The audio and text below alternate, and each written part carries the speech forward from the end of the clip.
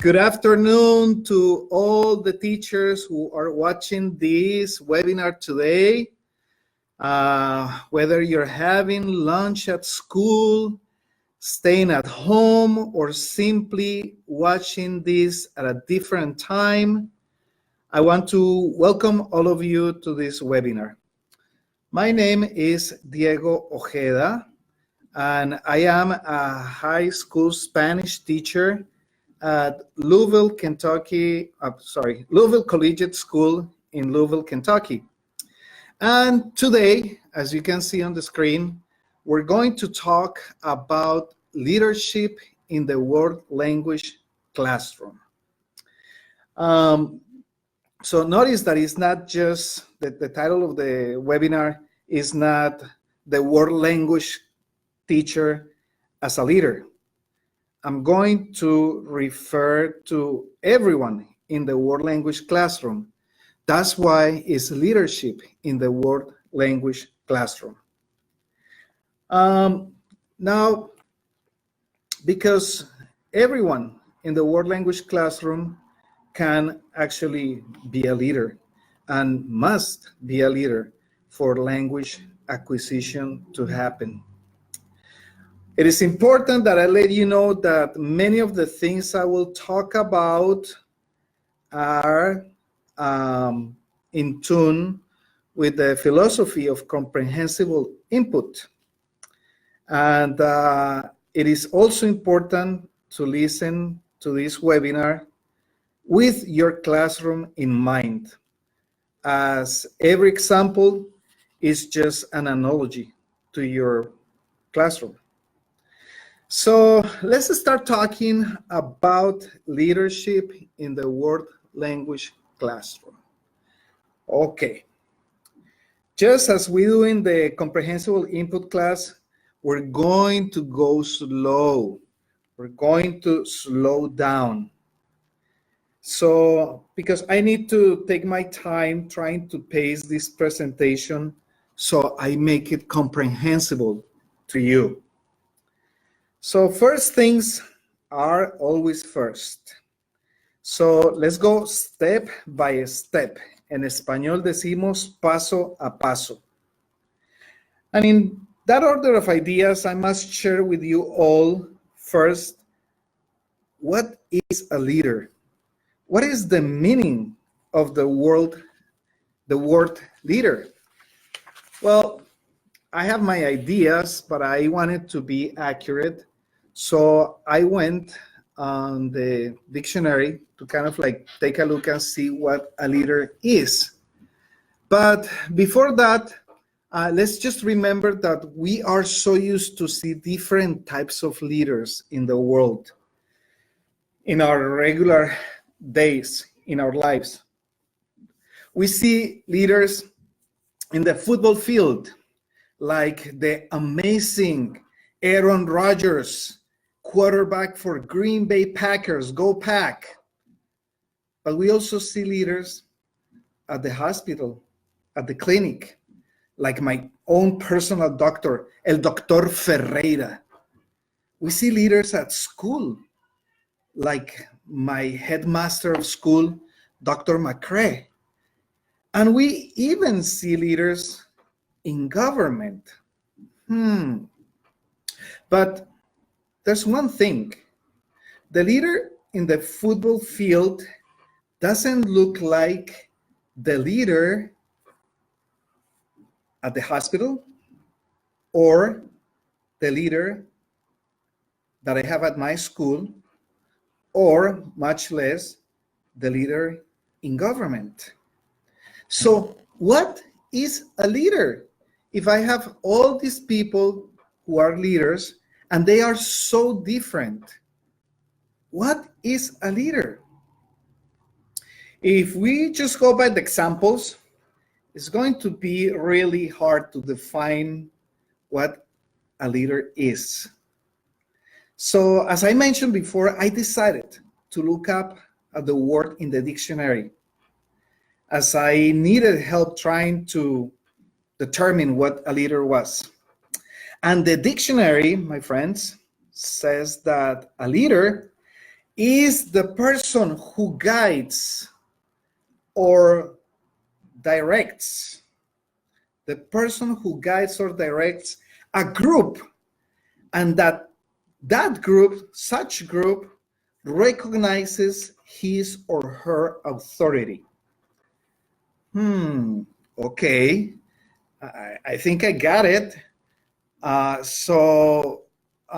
This actually applies to all of the examples that I was giving you before, because it applies to the football field. You can see that the quarterback calls everyone to the center of the field before each play, and they all listen. They follow their leader. They are recognizing his authority in the case of Aaron Rodgers. It applies also at the hospital. Unfortunately, I had to go to the hospital yesterday, and I saw how Dr. Ferreira was talking to his nurses, giving indications, and they were doing everything that he wanted them to do. And this also applies at school. When the headmaster calls for a meeting, we all go. When the headmaster gives us a direction, we want to go in that direction. See? And somehow it also applies to government, because in their own way, they are guiding a group. And in one of the other way, that group is recognizing their leader's authority, even if they don't like some of the decisions. So the quarterback can be someone very likable by their team, someone who everyone listens and respects. The teacher can be respected, appreciated, someone who's followed by their students and their community. But we must be realistic, and we know well that there are situations in which the leader is not respected, followed, or even heard by their group. So I decided that this dictionary definition wasn't helping me a lot. I felt like I needed more information. I must be honest with my colleagues, and I needed to dig a little deeper in order to really find out what a leader is. What is leadership? After all, I cannot just come here to this webinar and tell you that just because I'm presenting this webinar, I know everything and I'm the leader, and that you have to believe everything that I say. I cannot do that to you. I cannot tell you that you just must follow me and do what I say just because I'm the person, the voice behind the images in this webinar. Okay, what is a leader? Looking for the definitions, someone who guides a group and somehow that group follows them. But sometimes, as teachers, we face tough situations and we tend to idealize other colleagues, and we want to be just like them, and we want to do just what they do, forgetting that each one of us has a different reality, a different context to deal with day by day. So I'm saying this because the question is the leader someone that we just follow blindly? Is the leader someone who we want to imitate and do exactly what they're doing? I don't know. What do you think? So in your classrooms, do you want your students to be mini yous, little copies of who you are? So I kept looking further and found that leadership is a synonym of direct, to direct. Let's go back to the classroom, to the language classroom. It is obvious that the dictionary is telling me that a leader is someone who directs, not someone that imposes. Oh, okay. So that means that sometimes we confuse leadership with imposing. So the students have to do whatever we tell them to do. But keep in mind that a leader that imposes is just a dictator. And we don't want to be a class dictator. We don't want to be a teacher dictator, because that is not leadership.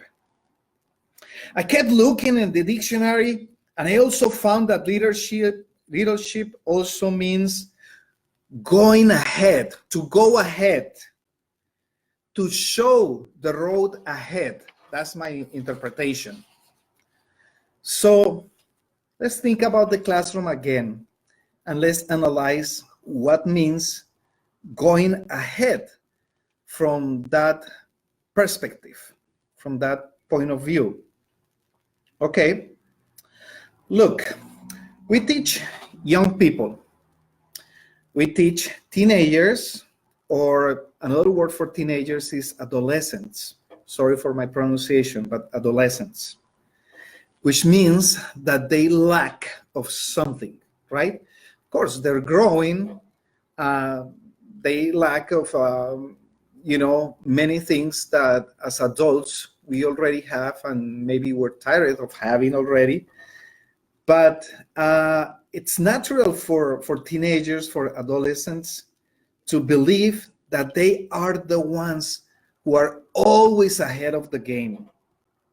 They look at us, they see how we dress, they see how we speak, they see what kind of music we hear, and they feel that they are way ahead of us. But somehow we are the ones who have to demonstrate that we are the ones who are ahead of their game, but not by imposing. Look, friends, we could avoid many bad discipline situations in the classroom if we only understand that we must be at least one step ahead of the student's behavior. If we know that there's a student who likes to act out like a clown, instead of waiting for that behavior to happen, we must put ourselves one step ahead. Let us be the first ones taking the first step, making the first, the second, and the third joke in class. Okay, fine. Not everyone feels comfortable telling jokes to the class, but you can gather their interest by telling them a little story, by telling them something that just happened to you or at school, in the world. Meaning that you need to take that leadership, okay? Do not wait for the behavior to happen. Always be one step ahead of their game. And if we were not the first ones to make the joke, if Mr. X just told a joke to the class, let's just not get upset. Let's try to find the humor behind that joke. And actually, let's try to use it as a prop for the class. Look, I've been teaching for a very long time. And I have had so many different situations. And I have gotten upset when a student, even before I said the first word, made a joke and made the others laugh. Now I realized that I was doing something really bad. I mean, I got upset because people were laughing. Shouldn't that be something good? Anyway, so use that as a prop. This is actually perfect for the language class. where any topic can be discussed in the target language. Let's just remember a little bit of advertisement here, that the world language class is not a class to talk about the language. It's a class to actually use the language. So our classes should be an excuse to use the language. Yes, we have topics, we have units to cover, maybe. But you know what? In the end, the most important thing is that you're using the language. I'll get to your units and your topics later. But as long as you're using the language, you are doing something good in the classroom. So when we do that, when we're one step ahead of the student, when we do not get defensive because the student made a joke or made a comment, we have to have an attitude that actually diffuses the disruptive intentions of the student. That is, if there's actually an intention to disrupt, because that's the other thing. We believe that things in the classroom should be one way. And the moment the things are different from what we think they should be, then we consider that a disruption.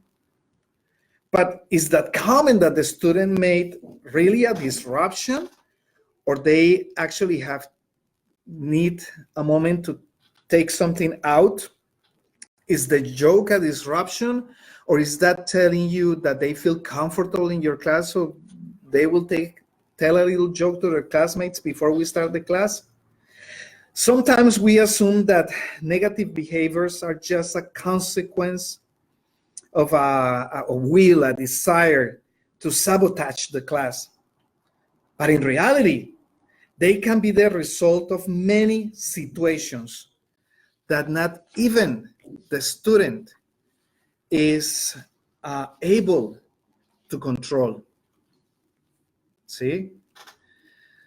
Some times these behaviors have been incubating from different places. We know this. From home, from a conversation in the hallway that they just have with their friends, or even from society in itself. I have been living in the United States for the last 20 years. I'm originally from Bogota, Colombia, and I came here as an adult. And I think that's the best thing that could have happened to me, because not because I don't love my country. I love my country with all my heart, and my people and my family. But because living in Bogota for over 30 years and driving in Bogota for over 30 years, I started noticing that I have slowly but surely becoming an aggressive driver.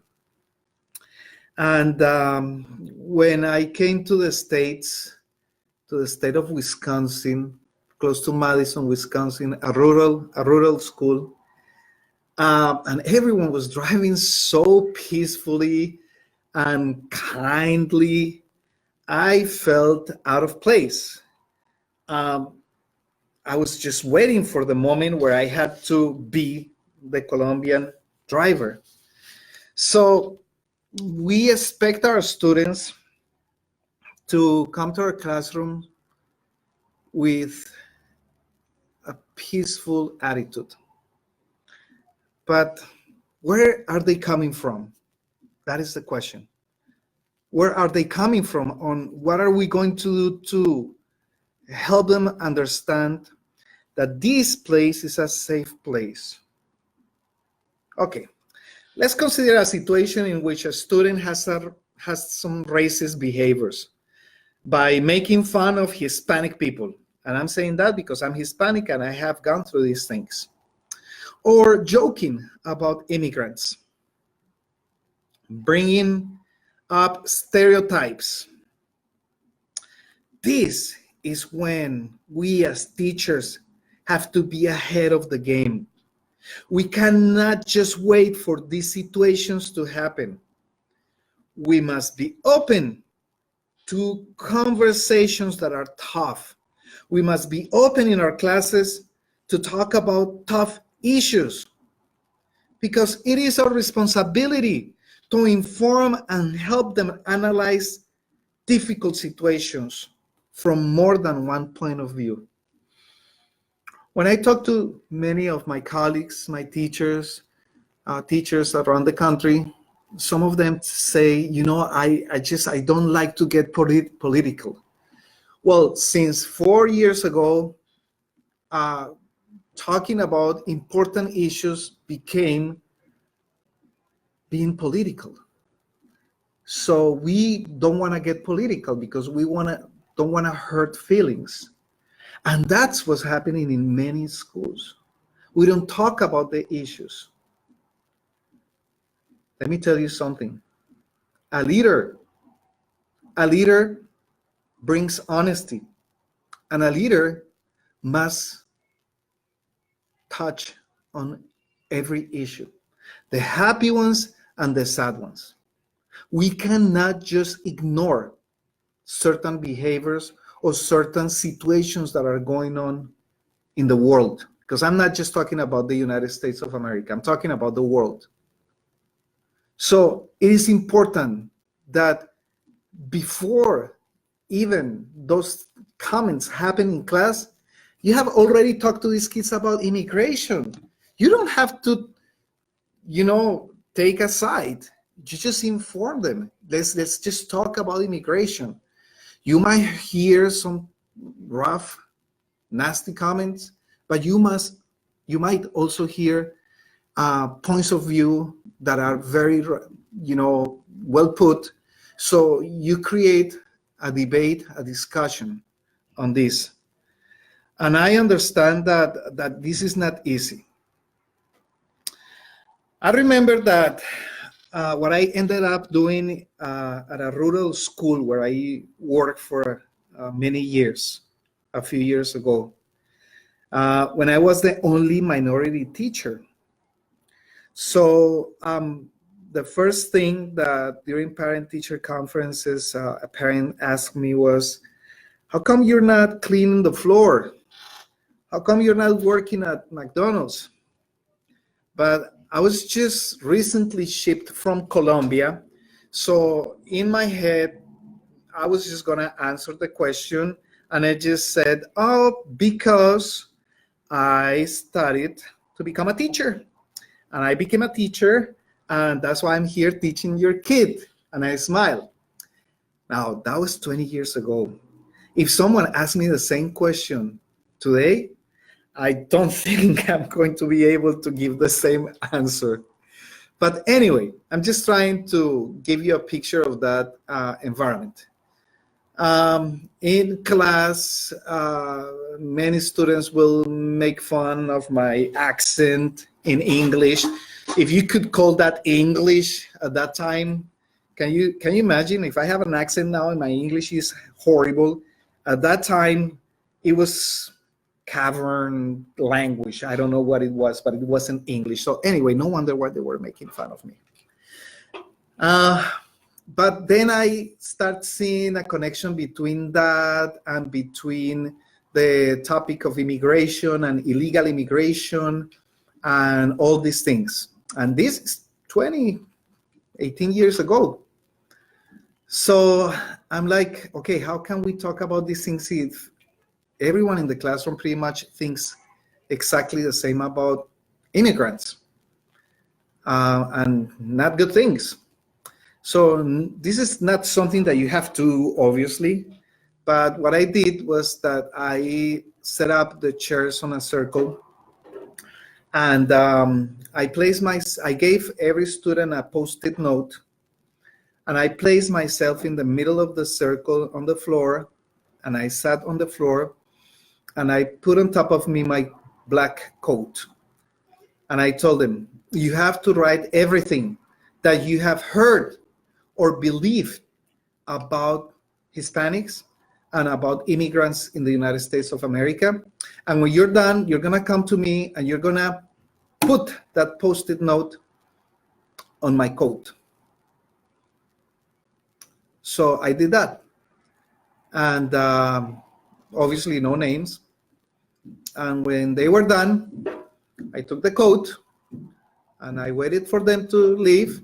And then I start peeling out each one of the sticky notes and reading all the things that they consider true about Hispanics and immigrants in the United States.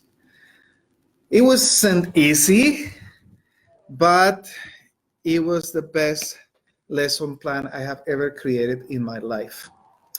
I had many things to talk about. We watched videos, we presented different stories, we read Jorge Ramos and a couple of his books. And at the end of the year, you could see some different perspective. So we're talking about leadership. We're talking about second language classes, like Spanish class in my case. So the message here is we must be one step ahead. If we only celebrate Hispanic Heritage Month with papel picado, piñatas, tacos, maracas, and queso, we really are not getting ahead of the students. Why? Because that's what they all see every day in the media. Hispanic Heritage Month is nothing but a huge commercial that every business in America takes advantage of.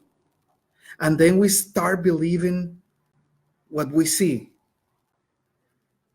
on TV, on the big screen, or even when we go for a Big Mac and suddenly the Big Mac is dressed up as a quotations Hispanic person. No, we must, yes, I'm not saying that we should not celebrate, see, but those are just part of the Hispanic community. Yes to celebrations, but let's not hide the real life of the Hispanic community. Otherwise, they won't need us. They will have more than enough with what they have seen on TV. We need to think, what do they not see? What is the step ahead that we need to take? Well, we need to talk to them about people in our community who are from this heritage, who are doing great things for us. Yes, they are not celebrities, they are not athletes, but they are doing great things for our community. We can talk about our Hispanic business, for example, in our community as well. And this is applicable to every language. You know, think about the stereotypes that students and people have about French people, about France. See, we need to be one step ahead of those things that they consider are the things that identify these cultures, or Italy, or Germany. See? But how can we connect our students to the real culture behind our classes? Well, most of the times when we are trying to find an answer, we do not realize that we have that answer right in front of our face. I misplaced the keys this morning. Well, they were in my pocket. Where did I leave my cell phone? Aren't you talking on your cell phone? That's how life works. So how can we help our students understand the culture, the target culture? How can we be leaders taking that first step? Very simple. You need to share your personal story. No, I'm not talking about private things. I'm talking about your personal story, that story that will allow them to know what connected you to the target language. How did you become a language teacher? Yeah?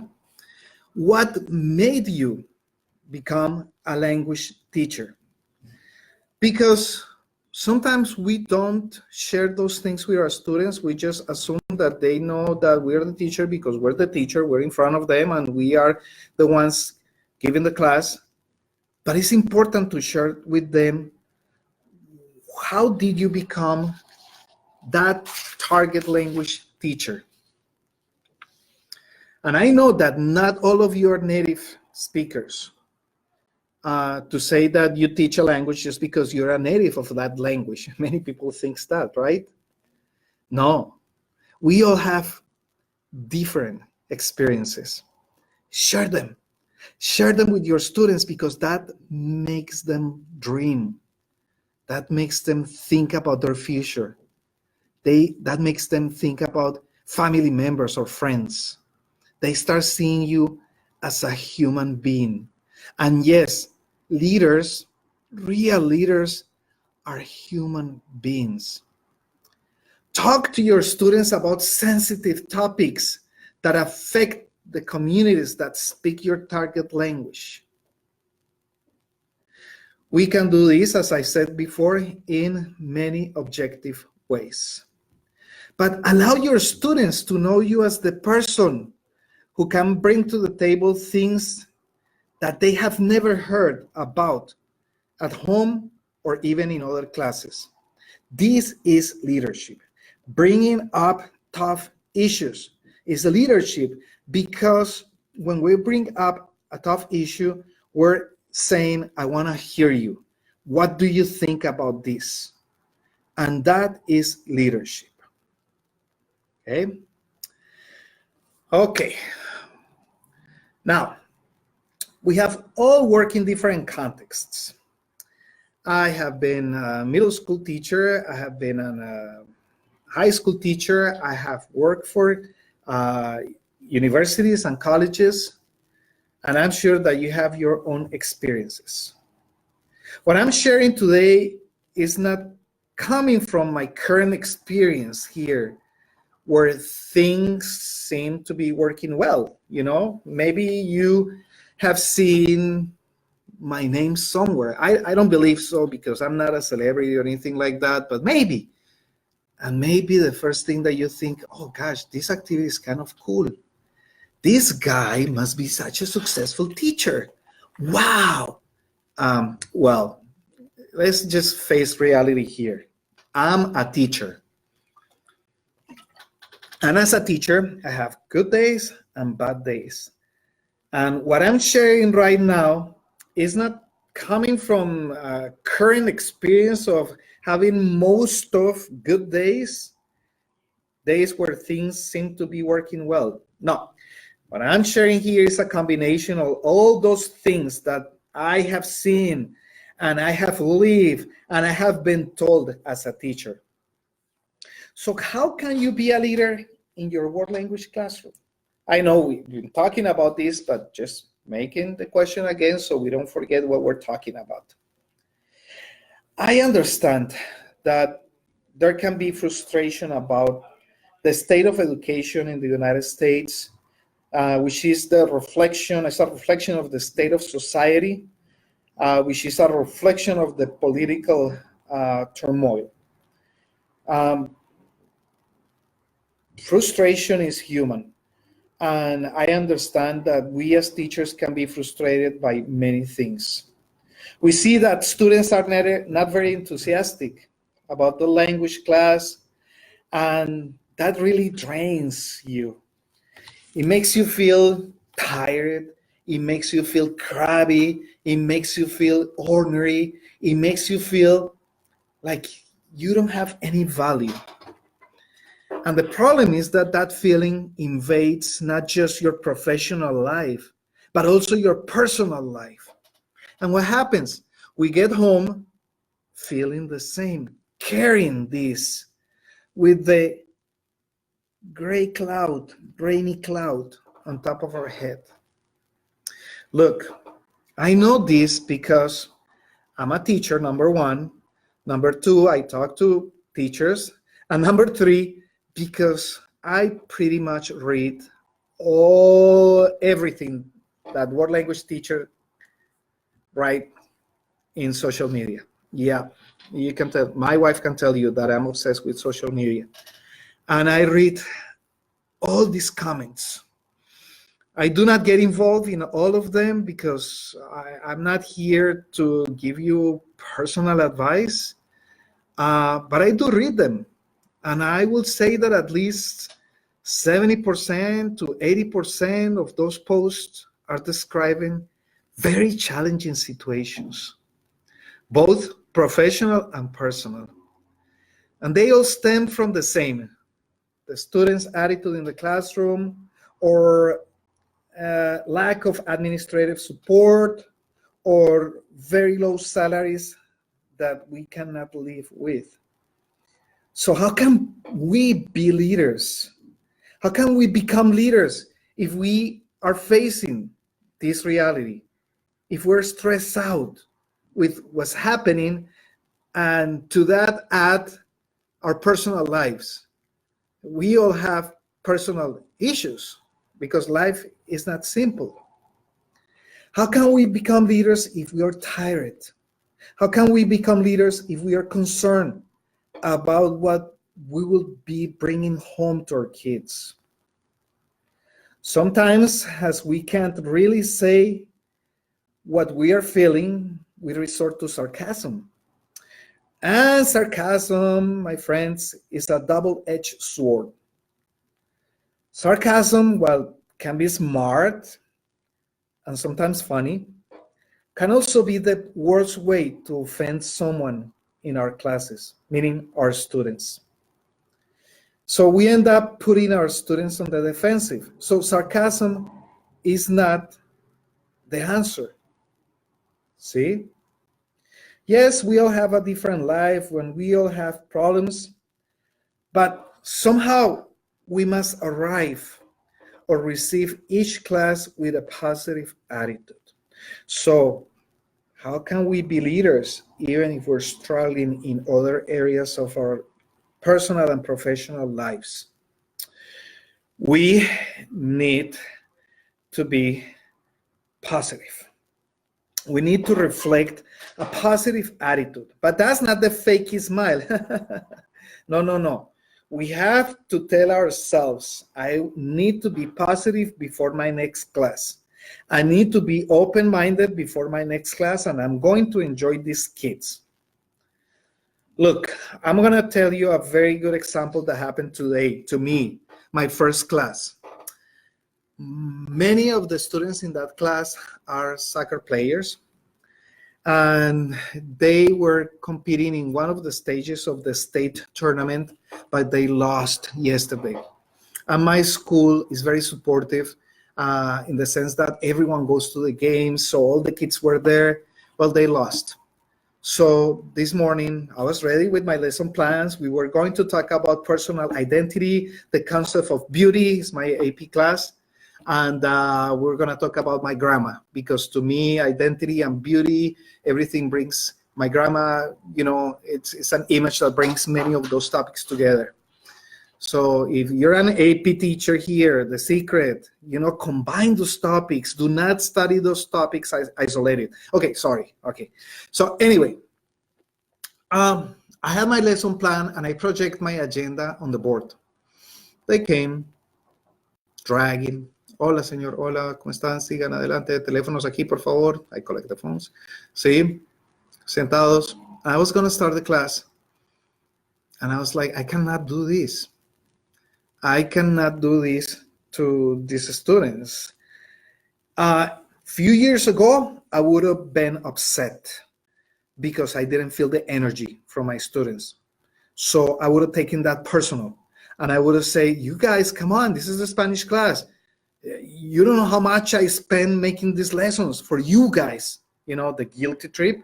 Oh, please don't Don't do that. The guilt trip is the worst thing that we can do. And that's not a leadership trait. So anyway, I decided to change my plans on the fly. And I told them, okay, please take your annotations notebook and just write me 2 pages on how you're feeling right now. What? Yeah, how are you feeling? So I was trying to give them an outlet. So they wrote. And then I brought up the markers and I told them, please draw or write in Espanol, obviously, anything that can give me an idea of what you just wrote in 2 pages. So they came and they draw. Friends, after 40 minutes, I teach the block. After 40 minutes, the environment was absolutely different. It was energetic, there were laughs, there were smiles, they were ready. So I took it from there, see? But I had a positive attitude to that specific situation. Friends, I'm almost done. It is very important that our face shows positivism. Yes, teachers are kind of actors sometimes. But why do you go to the movies? Why do you go to the theater? To forget a bit about your real life, right? Why cannot we do that for our students? We need to be actors as well. Our face should reflect positivism, optimism, happiness. I'm not asking you to always have to fake a smile. No.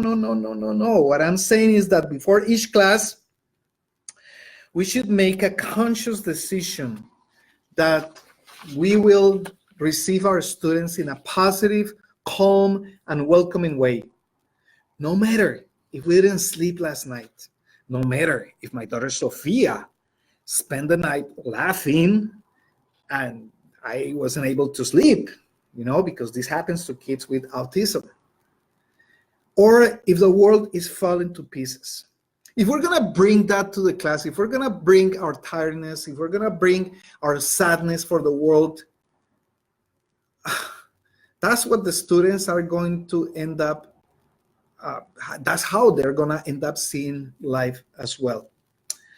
So say to yourself, leader, I'm going to enjoy every student today. I'm going to enjoy every student today. I'm going to enjoy the student who makes jokes, the student who is always looking outside of the window. I'm going to enjoy the student who reminds me when I was a student. I was such a good student. Oh, my favorite student, because we all just want copies of Mini-Me, right? And just for the record, I was a horrible student in high school. Yes, I became a teacher. Ooh. I'm going to enjoy every student because this is what I have decided to do with my life. How many times do we say that to ourselves? I'm going to enjoy every second in the classroom because that was my decision. I decided to be a teacher. Regardless of the things that I saw when I was in high school, because I saw a lot of kids giving trouble to teachers. I was one of them, unfortunately. Maybe I became a teacher just because I want to say I'm sorry. Well, your brain works in really weird ways. But regardless of my behavior in high school, I decided to become a teacher. I need to be psychoanalyzed. After listening to this webinar, please take a moment to think what motivates you as a person. Your family, your beliefs, yourself. What motivates you as a person? And also, what motivates you as a teacher? What motivates you to become a teacher, to be a teacher? What made you decide to become a language teacher, a Spanish teacher, a French teacher, a German teacher? In my case, I wasn't encouraged. I was made to be a teacher, and not in the sense of that I made that decision, but in the sense that I went to school to study literature. I wanted to be a writer. And after I graduated, I was just at home. Hispanic people after college can live at home, not because we're losers, but because family is so tight. And my dad came and asked me, so what are you going to do now that you graduated? And I said, absolutely nothing. It's like, what? My dad is a professor. And I said, yeah, I went to college to be a writer, and writers have to think. And that's my job. My dad was like, no, no, no, no, no, no, no, no, no, no. If you want to keep eating and sleeping in this house, you need to find a job. Well, I forgot after 2 weeks what he had said. After 2 weeks, he asked me, have you found a job? I'm like, no, I mean, a job as a writer? Come on. And he said, well, I have a friend who has a school, and I talked to her. You need to go there on Monday. That was my first experience as a teacher.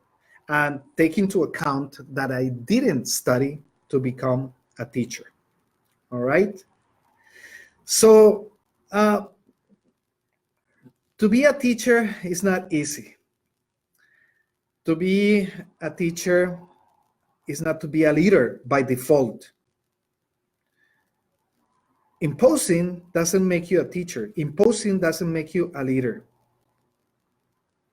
So these are things that we need to think about. In my first contact with students, real students, I was 21 years old. My students were 17, 18 years old. We were very similar in many ways, but they did not pay attention to me. They did not respect me. I thought that just by carrying the title of teacher, they were going to respect me. And paso a paso, step by step, I understood that the best way to become a teacher leader is to get to know your students. Play a little soccer, ping pong, tennis, basketball. Doesn't have to be high impact sport, but play a game with them, cards, Uno, during lunchtime. Talk to them. Just sit at their table. Pretty soon, they're going to be the ones wanting to sit with you. And they're going to start to hear what you have to say. And they're going to start respecting you. And when I realized that I had to get to know each student as a person, that's when I saw results in my instruction. Especially in the class that I was teaching literature. Literature is about life. And if you don't make the connections between their life, real life, and what you're reading on books, it will be pretty hard to get the results that you want and to invite them to think in a more critical way. So again, you don't have to get too private for them to realize that you're trying to connect with them and that you're dedicating some of your personal time to them. See? The students are the best face and attitude readers you can find out there. It's important that we set up a stage with positivism to become leaders in the classroom. It is important that by or through your leadership, you are building a new world to your students. Each class is a microcosmos. Each class is its own entity. And when you make that class a place of welcoming, a welcoming place, you're building new worlds to them, not physically, but also mentally. And then you start finding out what kind of things you all have in common. So all of the sudden, you start enjoying what they are telling you.